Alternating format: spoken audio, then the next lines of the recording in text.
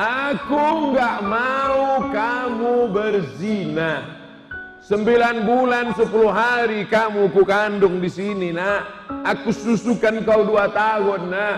Mengalir darahku dalam badanmu, nak. Aku nggak ingin kamu lahir cuman jadi calon penghuni neraka.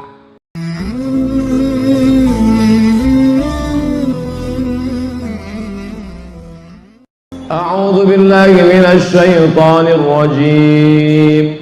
والبلد الطيب يخرج نباته بإذن ربه والذي خبث لا يخرج إلا نكدا. والبلد الطيب, tanah yang baik, yakhruju nabatuhu bi'izni rabbih, mengeluarkan tanaman yang baik-baik. Walladzi khabutha, tanah yang tandus, tanah yang tidak baik, la yakhruju illa nakida, hanya akan mengeluarkan tanaman-tanaman yang baik. Apa makna ayat ini? Setelah cerita tentang tanah, langsung ayat berikutnya tentang Nabi Nuh alaihi salam. Lama saya mikir, apa hubungan tanah yang baik menumbuhkan tanaman yang baik dengan Nabi Nuh alaihi salam? Enggak ada hubungan sama sekali. Yang satu cerita tanah, yang satu cerita Nabi Nuh. Ternyata direnung-renung Nabi Nuh bibit yang baik, tapi karena tidak disemai di tanah yang baik, tumbuhlah tanaman yang tidak baik. Tanaman itu bernama Kan'an. Ya bunayya, wahai anakku, irkam ma'ana, mari naik ke perahu bapak. Apa kata Kan'an? Sa'awi ila jabalin ya'simuni minal ma'. Aku tidak perlu ikut bapak, aku akan naik ke atas bukit yang tinggi yang bisa menyelamatkan aku dari air. Akhirnya dia pun tenggelam. Ketika akan tenggelam, apa kata Nuh alaihissalam? Ya Rabb, ya Allah, inna ibni min ahli, itu anakku ya Allah, tolong selamatkan dia ya Allah. Apa kata Allah? Innahu laisa min ahlik, dia bukan anakmu. Innahu amalun ghairu salih, karena amalnya tidak baik.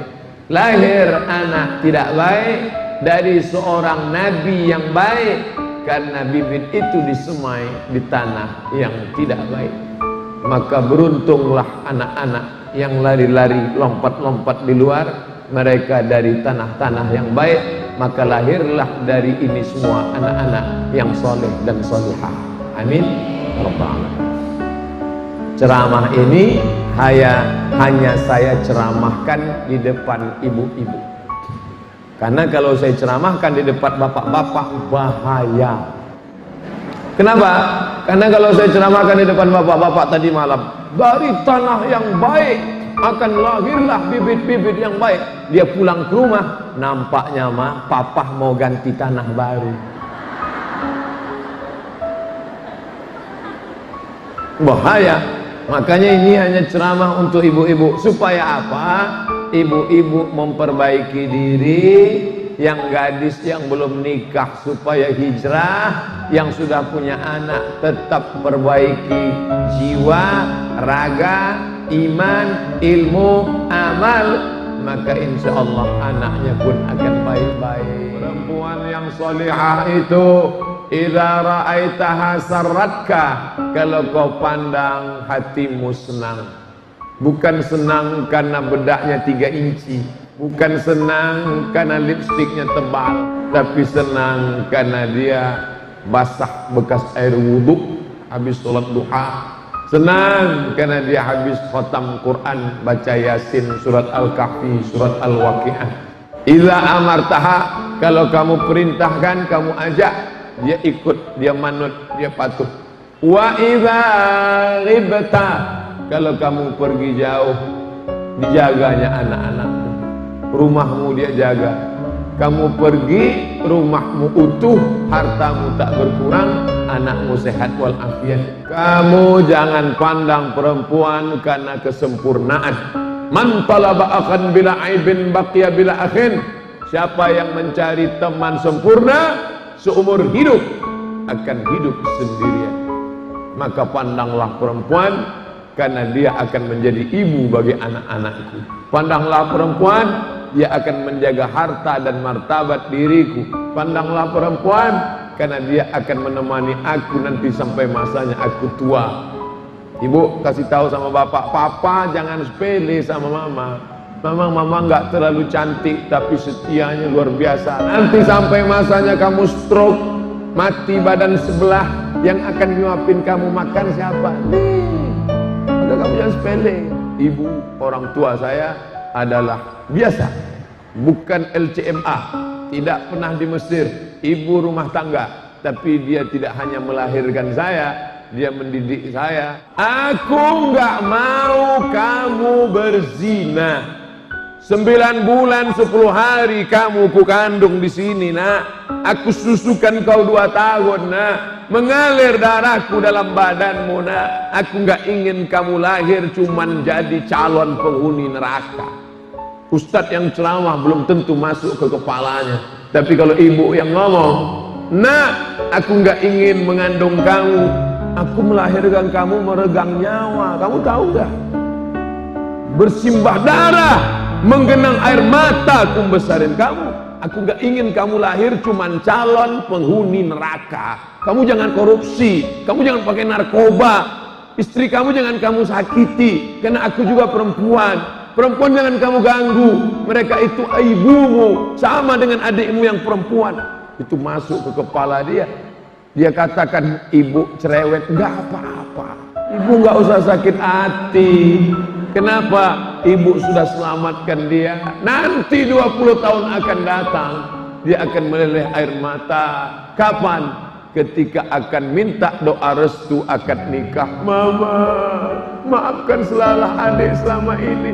Meleleh air mata ibu duduk saat mendampingi anak. Ibu kok nangis?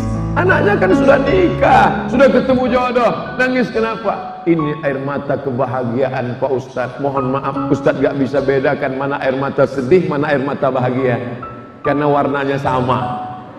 Tapi ibu sudah senang, selamat.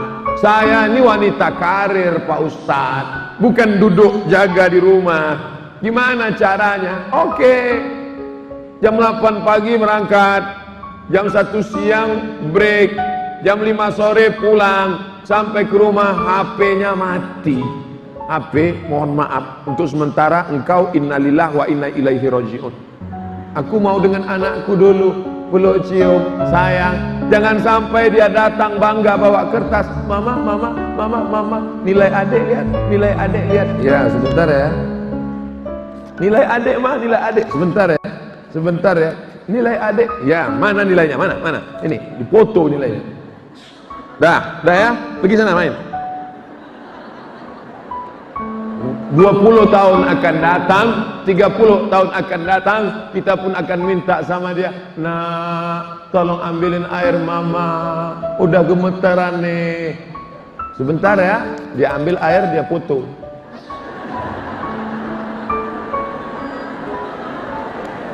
Berapa banyak ibu-ibu yang mestinya 6 tahun pertama dia memberikan kasih sayang total.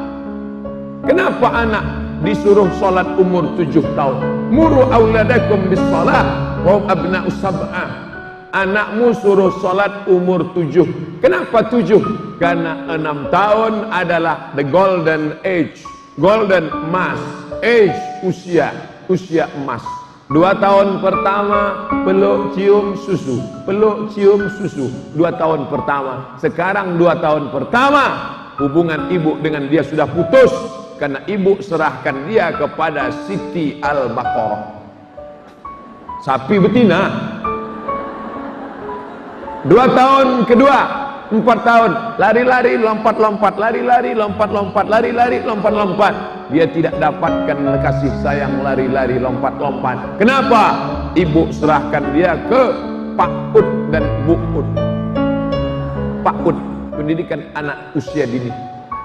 2 tahun ketiga, saat dia ingin mengadu, saat dia ingin berbagi, saat dia ingin ajak main pasir-pasiran, saat ini boneka-bonekaan, saat itu ibu serahkan dia ke TK. Akhirnya hubungan golden age putus dengan ibu. Setelah putus baru ibu heran. Kenapa ya Pak Ustadz, anak saya lebih mau curhat sama pacarnya daripada saya? Karena sudah diputus pita ibu dengan anak, emosional. Emosional melahirkan hilang. Dulu ibu-ibu bisa berkata kepada anaknya, kamu jangan lawan aku melahirkan kamu meregang nyawa. Sekarang melahirkan mudah sekali. Lahir. Beset lah. Gimana nih Pak Ustadz? Yang sudah berlalu gimana? Masa mau dimasukin ke dalam lagi? Gimana? Yang berlalu apa boleh buat? Tai kambing bulat-bulat. Akan datang kita perbaiki hubungan. Matikan HP, matikan, ajak ngaji. Maghrib ke Isya, TV mati, HP mati, kita bareng keluarga. Bapak, papa, mama, anak duduk ngaji. Buka Quran kamu. Kapan terakhir ibu bacaan anaknya? Lihat nun mati ketemu dengan qab min qab qalqalah gimana bunyinya nak? Huruf sa gimana? Coba kamu baca. Sa letakkan ujung lidah di gigi atas. Sampai mati dia akan ingat. Nanti dia akan ajar anaknya, cucu ibu. Sini nak, dulu nenek kamu ngajarin ibu, letakkan dulu gitu, meleleh air matanya. Kita sama-sama doa ya untuk nenek kita. Rabbi firli wali walidayya warhamhuma kama rabbayani shaghira. Gara-gara mengingat huruf fa. Setiap ketemu huruf fa, dia ingat dengan kita. Ingatnya di mana? Ngaji. Ingatnya di mana? Saat sholat tahajud bersama. Ingatnya di mana? Saat iktikaf. Ingatnya di mana? Dulu saat dibawa jalan-jalan sana-sana, lari sana, lari.